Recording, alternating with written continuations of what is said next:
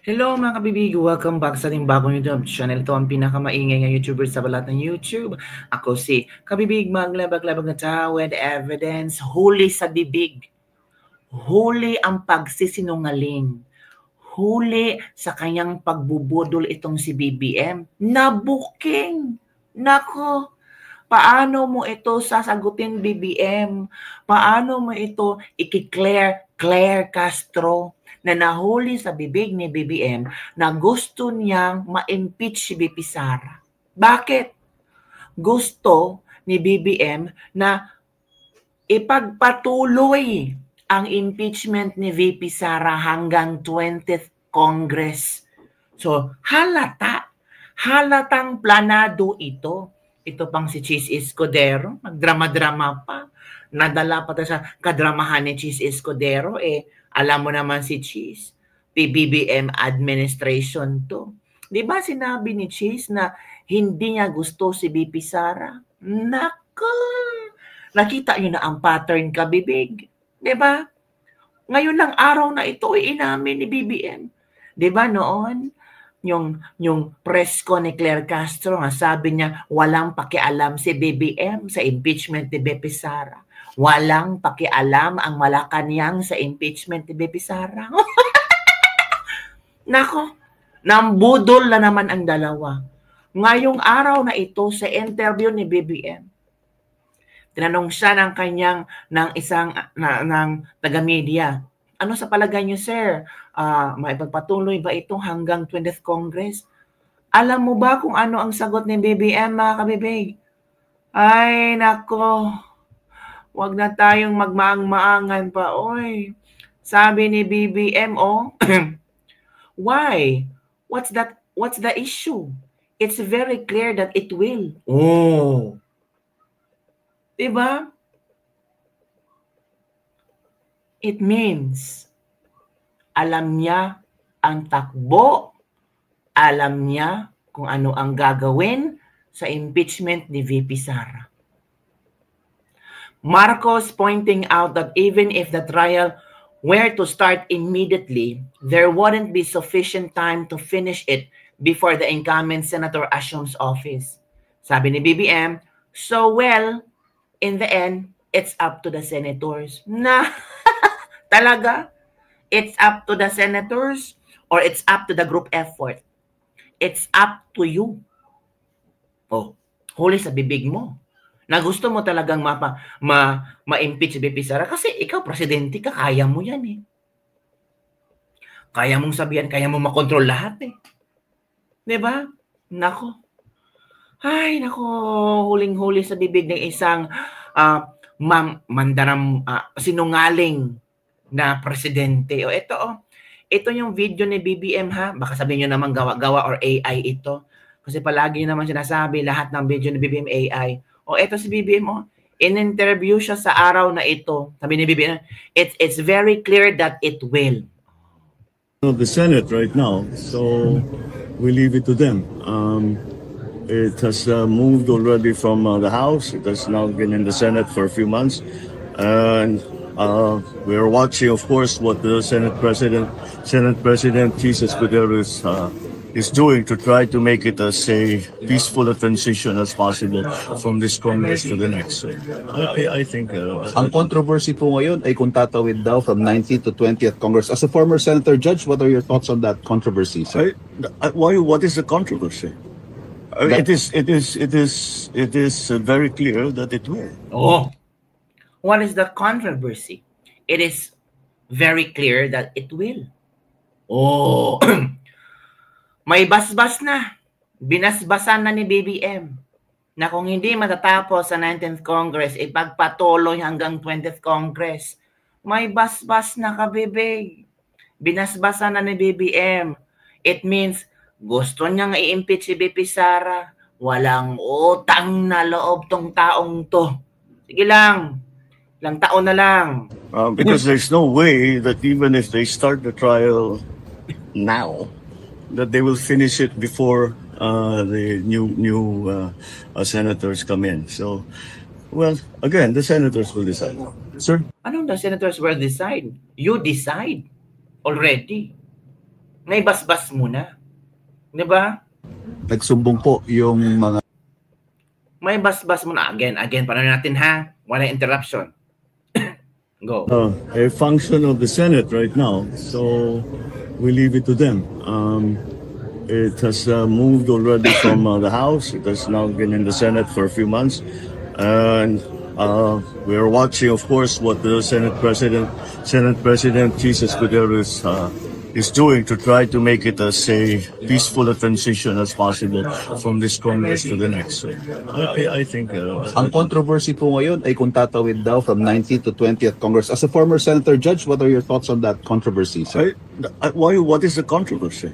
It is Walang controversy, very clear that it will.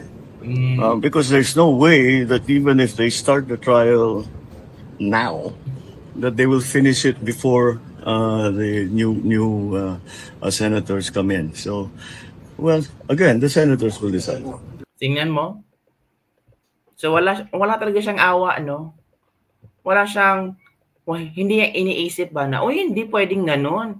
Kaibigan ko yan, or ano ba, may pinagsamahan kami, or siya ang naging rason naging pangulo ko. Stop na yan. Sabi na isang netizen, ito yung leader na wala isang salita at walang paninindigan at di tinatadlahan ng kahit kaunting hiya. Sabi ng mga tao, halos majority ng taong bayan ayaw ng impeachment kasi ito, taliwas sa mga sinasabi na ayaw ko ng impeachment, pero siya pa ang gusto na mag-continue 20th Congress. Diba? Kita, yun na. Sino ang author? Ay di ang magpinsan. Sabi ng isang, hindi yan pwede dalhin sa 20th Congress. Ano ka ba, BBM? Hindi mo alam ang konstitusyon? Presidente ka pa naman? Well, it's already there. I can't do about it. It's on their hand. Oh, no. Ay, nako. Grabe, puro kayo pamumulitika. Lubog ang Pilipinas sa inyo. Gumising kayo. Huwag magbulag-bulagan. Sa huli tayong mahirap ang talo. Sila panalo, mayaman sila. Oh, of course, totoo yan.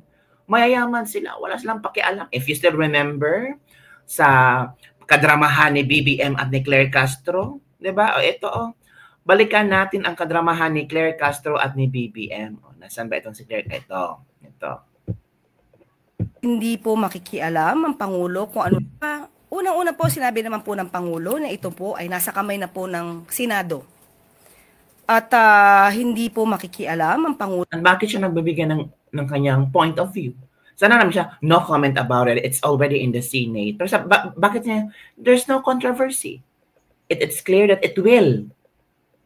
Kasi kung magsastart sila ng 19th Congress ngayon sa impeachment, talagang itutuloy sa 20th Congress. So, hindi nakikialam, walang alam, diba? Sabi mo nga, nag-o-observe kayo, o tinitingnan niyo kung ano ang ginawa ng Senado ngayon, walang pakialam. Oy. Kung ano po ang nangyayaring pagdedebate sa Senado.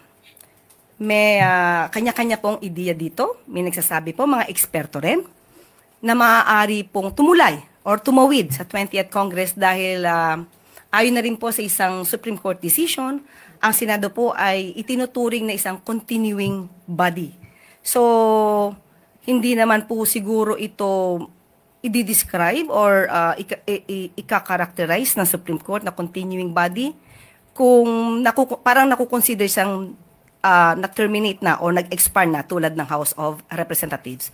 Pero kung ano po ang idea ng Pangulo patungkol dito, una po, maliwanag din sinabi ng Pangulo na impeach na po si VP Sara, kaya po hindi niya po ito papakialaman, wala po siyang anumang gagawin patungkol dito dahil lahat po ng mangyayari ay nasa Senado na po. Ang gusto lamang po niya, para sa kalahatan, hindi lamang po para sa impeachment, dapat lang po manatili ang due process, manatili ang proseso. Kung ang proseso po ay kasama po dito ang pagtugon at pagtupad ng mga probisyon ng konstitusyon, dapat sundin kung ano nasa konstitusyon, kung ano nasa batas, at kung ano ang rule of law. Yun, yun. Nakita nyo na ang mga komentan dalawa. Ewan ko nakakatawa. Samantala mga kabibig, si VP Sara ay pumunta or mag-travel sa Kuala Lumpur, Malaysia on a personal trip with her family. In the course of her visit, she is scheduled to attend the Independence Day celebration and engage in an OVP program consultation with the overseas Filipino workers on June 12, mga kabibig. So pupunta si VP Sara sa Kuala Lumpur, Malaysia at doon siya mag-Independence Day at doon niya kakausapin ng mga ilang mga OFWs at makipag-celebrate din sa Independence Day. Ang tanong, may Independence Day pa ang Pilipinas? Ewan ko eh. Di ba? Ewan ko mga kabibig. Bahala na kayo dyan. Ay, ipanalangin na lang natin na sana ang tawag dito, VP Sara and her defense counsel will really defend, give a good defense to the impeachment, and basta mga kabibig, manalangin tayo na hindi magtatagumpay ang mga demonyo. So yun lang kabibig ang ating latest libak-libak for today. Si Bongbong Marcos ay very confident na itutuloy ang impeachment hanggang 20th Congress. Talaga mga kabibig, hanggang 20th Congress. Ito pa nga si Attorney Harry Roque may sinasabi siya. Makinig tayo kay Attorney Harry Roque. Ha? Ito kabibig. Abogado naman po yan si Chief. So ang gagawin niya, magkukonvince sila as an impeachment court.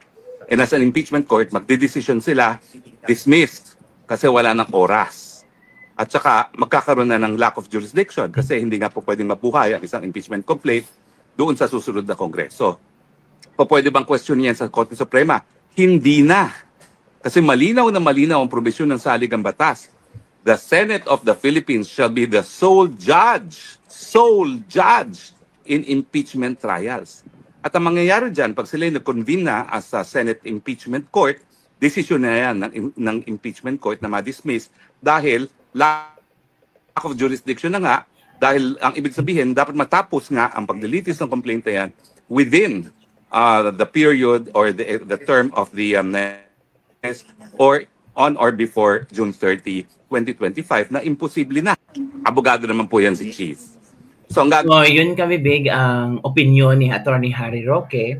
At ito naman mga komento ng ating mga netizens. Yes, panalo na si VP Inday Sara against the impeachment case. Sana impeachment case against BBM sunod na rin sa Senado. Pag magkakamali si BBM, hindi siya abogado kaya wala siyang alam kung paano magpalakad ng bansa. Kaya ang nangyayari ngayon ay bansang Pilipinas palubog. Sa ngalan ng Panginoon, huwag magtagumpay mga masamang hangarin, lalo-lalo na ang mga makasariling adhikain. Si BBM nagsabi, it will continue to 20th Congress. Hindi nga siya attorney, hindi nga siya lawyer. Confident si BBM, no? So yun lang kabibig ang ating latest libag-libag for today. Don't forget to like, subscribe, and share this video. Bye everyone! See you next time.